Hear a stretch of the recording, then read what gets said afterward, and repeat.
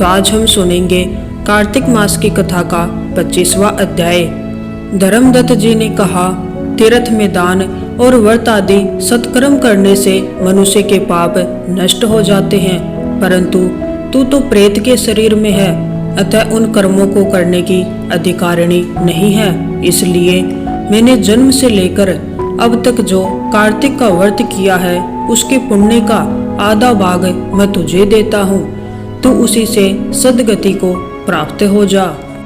इस प्रकार कहकर धर्मदत्त ने द्वादक्षर मंत्र का स्मरण कराते हुए तुलसी मिश्रित जल से जो ही उसका अभिषेक किया तो ही वह प्रेत योनि से मुक्त हो प्रज्वलित अग्निशिखा के समान तेजस्विनी एवं दिव्य रूप धारिणी देवी हो गई और सौंदर्य में लक्ष्मी जी की समानता करने लगी। तदंतर उसने भूमि पर दंड की भांति गिरकर ब्राह्मण देवता को प्रणाम किया और हर्षित होकर गदगद वाणी में कहा, हे द्विज श्रेष्ठ, आपके प्रसाद से आज मैं इस नरक से छुटकारा पा गई।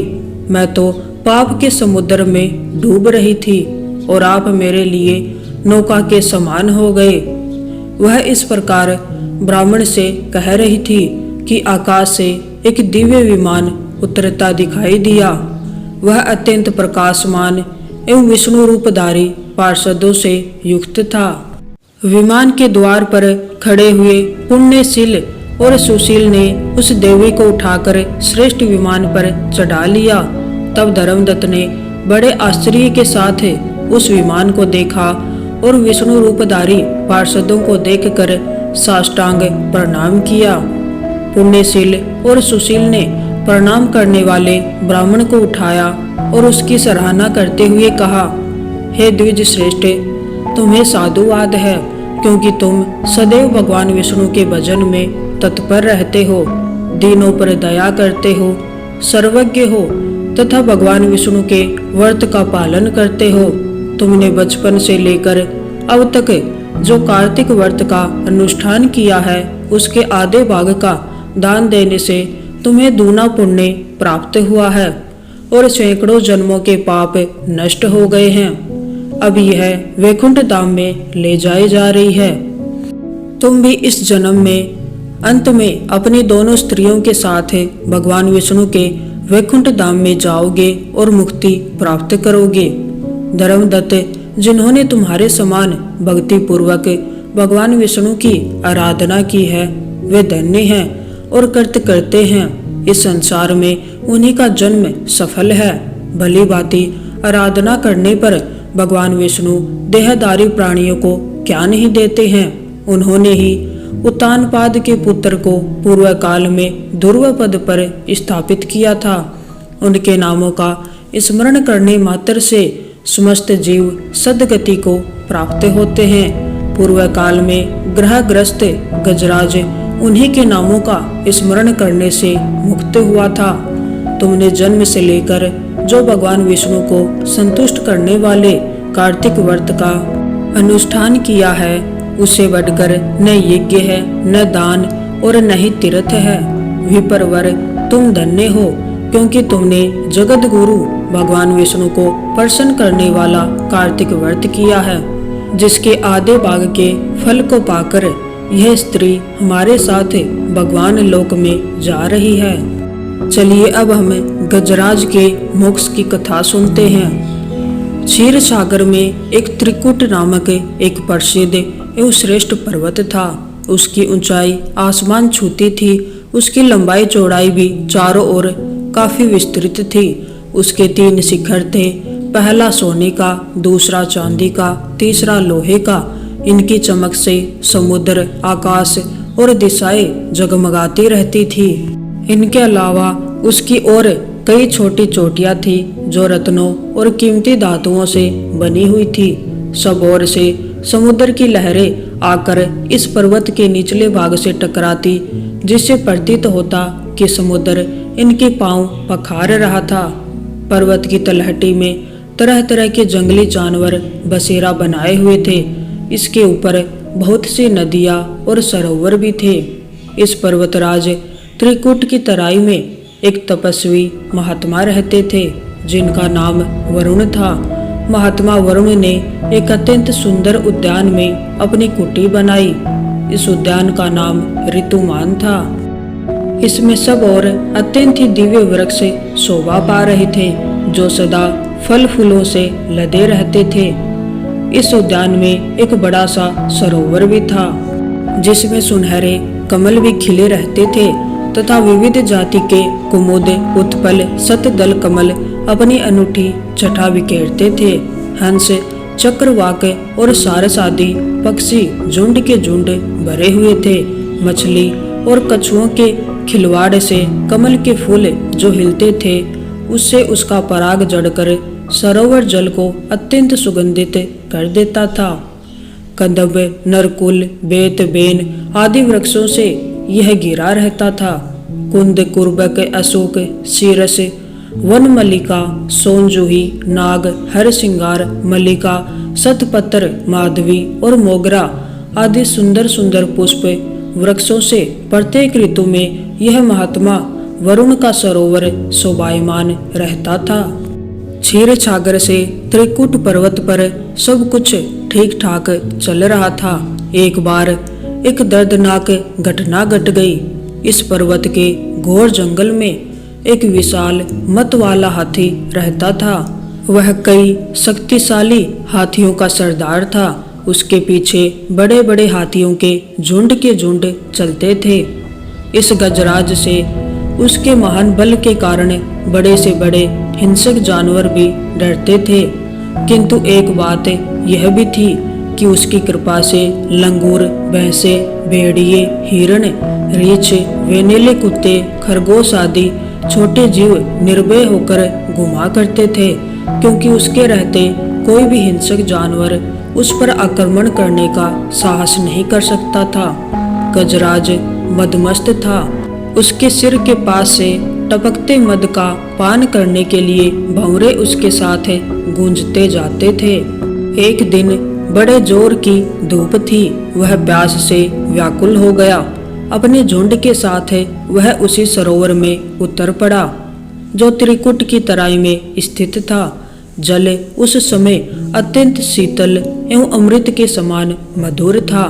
पहले तो उस गजराज ने अपनी सूंड से उठा जी भरकर इस अमृत सदृश जल का पान किया। फिर उसमें स्नान करके अपनी थकान मिटाई। इसके पश्चात उसका ध्यान जल क्रीड़ा की ओर गया। वह सूंड से पानी भर भर अन्य हाथियों पर फेंकने लगा और दूसरे भी वही करने लगे। मदमस्त गजराज सब कुछ भूलकर जल क्रीड़ा का आनंद उठाता रहा। उसे पता नहीं था कि उस सरोवर में एक बहुत बलवान ग्रह भी रहता था। उस ग्रह ने क्रोधित होकर उस गजराज के पैर को जोरों से जकड़ लिया और उसे खींचकर सरोवर के अंदर ले जाने लगा।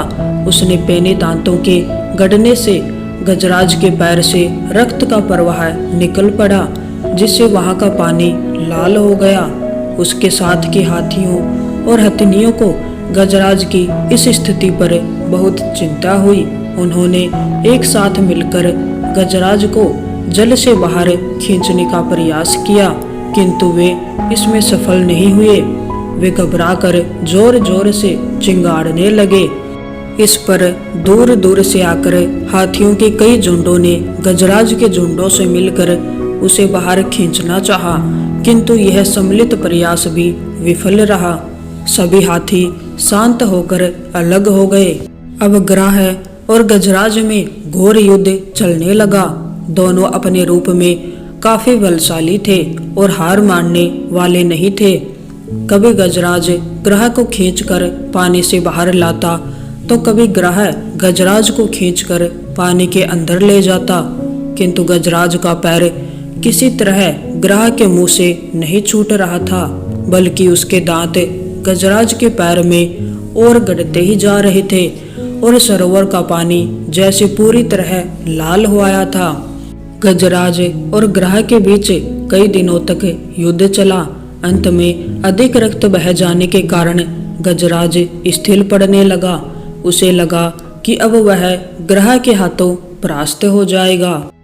उसको इस समय कोई उपाय नहीं सूझा और अपनी मृत्यु को समीप पाकर उसे भगवान नारायण की याद आई।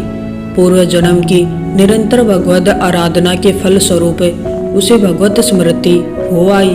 उसने निश्चय किया कि मैं कराल काल के भय से चराचर प्राणियों के शरणेय सर्वसमर्थ प्रभु की शरण ग्रहण करता हूँ।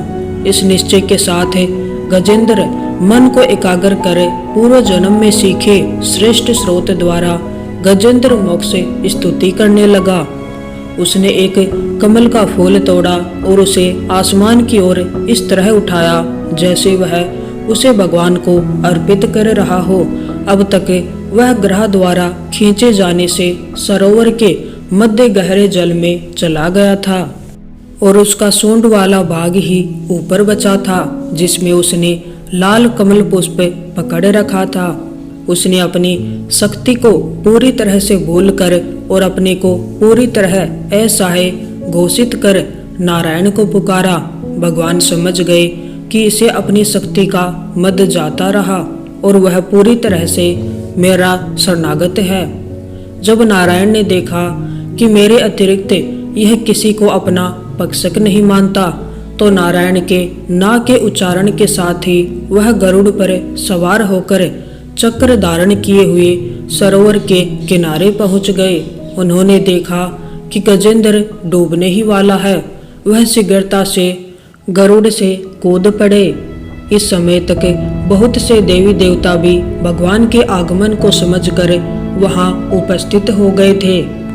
सभी के देखते देखते भगवान ने गजराज और गजेंद्र को एक क्षण में सरोवर से खींचकर बाहर निकाला। देवताओं ने आश्चर्य से देखा।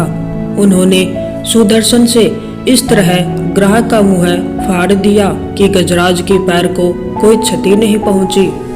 ग्रह देखते देखते तड़प कर मर गया और गजराज भगवान की कृपा दृष्टि से पहले की तरह स्वस्थ हो गया। ब्राह्मण आदि देवगण श्री हरि की प्रशंसा करते हुए उनके ऊपर स्वर्गिक सुमनों की वृष्टि करने लगे। सिद्ध और ऋषि महर्षि परम ब्रह्मा भगवान विष्णु का गुणगान करने लगे। ग्रह दिव्य शरीरधारी हो गया। उसने भगवान विष्णु के चरणों में सिर रखकर प्रणाम किया और भगवान विष्णु के गुणों की प्रशंसा करने लगा। भगवान विष्णु के मंगलमय वरद हस्त के स्पर्श से पाप मुक्त होकर अभिशप्त गंधर्व ने प्रभु की परिक्रमा की और उनके त्रिलोक के वंदित चरण कमलों में प्रणाम कर अपने लोक चला गया। भगवान विष्णु ने गजेंद्र का उद्धार कर उसे अपना पार्षद बना लिया। गंधर्व सिद्ध और देवगण उनकी लीला का गान करने लगे। गजेंद्र की स्तुति से प्रसन्न होकर भगवान विष्णु ने सबके समक्ष कहा, प्यारे गजेंद्र, जो लोग ब्रह्म मुहूर्त में उठकर तुम्हारी की हुई स्तुति से मेरा स्तवन करेंगे उन्हें मैं मृत्यु के समय निर्मल बुद्धि प्रदान करूंगा। यह कहकर भगवान विष्णु ने पार्षद रूप में गजेंद्र को साथ लिया और गरुड़ आरूढ़ होकर अपने दिव्य धाम को चले गए। गजग्राह दोनों की अगले जन्मों की कहानी है। गजग्राह को अपनी भक्ति और विष्णु के हाथों मुक्ति के चलते वैकुंठ में स्थान मिला। दोनों इस लोक में द्वारपाल हुए जिनका ही नाम जय और विजय हुआ। आगे संत कुमारों के श्राप के चलते दोनों हिरण्याक्ष, हिरण्यकशिपु, रावण, कुंभकर्ण, शिशुपाल, दंतवक्र हुए थे। गजग्राह दोनों के पूर्व जन्मों की कहानी। ऋषि कपिल का नाम तो सबने ही सुने रखा है, जिनके वंशज ऋषभ देव से जैन धर्म का प्रादुर्भाव हुआ था। वो कपिल मुनि महर्षि कर्दम के पुत्र थे। कर्दम ऋषि की पत्नी का नाम देवहूति था। उन्हीं के गर्भ से कपिल मुनि जन्मे थे। लेकिन उन्हीं देवहूति को कर्दम जी से पहले और भी संतानें थी। उन्हीं कर्दम और देवहूति के कपिल मुनि से दो बड़े पुत्र और थे जो कि वेदज्ञ थे। एक बार एक राजा के यहाँ यज्ञ संपन्न कर आए दोनों को जब धन मिला तो उसके लिए विवाद हो गया। तब दोनों ने एक दूसरे को ग्राह और गज होने का श्राप दे दिया। दोनों विष्णु भक्त थे और दोनों की बात सच भी हुई, लेकिन मौत से पहले उन्होंने तपस्या कर विष्णु जी को प्रसन्न कर लिया और वरदान में मुक्ति मांग ली, और इसलिए अगले जन्म में उन्हें पूर्व जन्म का स्मरण था। दोनों ने भगवान विष्णु के हाथों मुक्ति पाई। तो ये अध्याय अगर आपको अच्छा लगा हो तो वीडियो को लाइक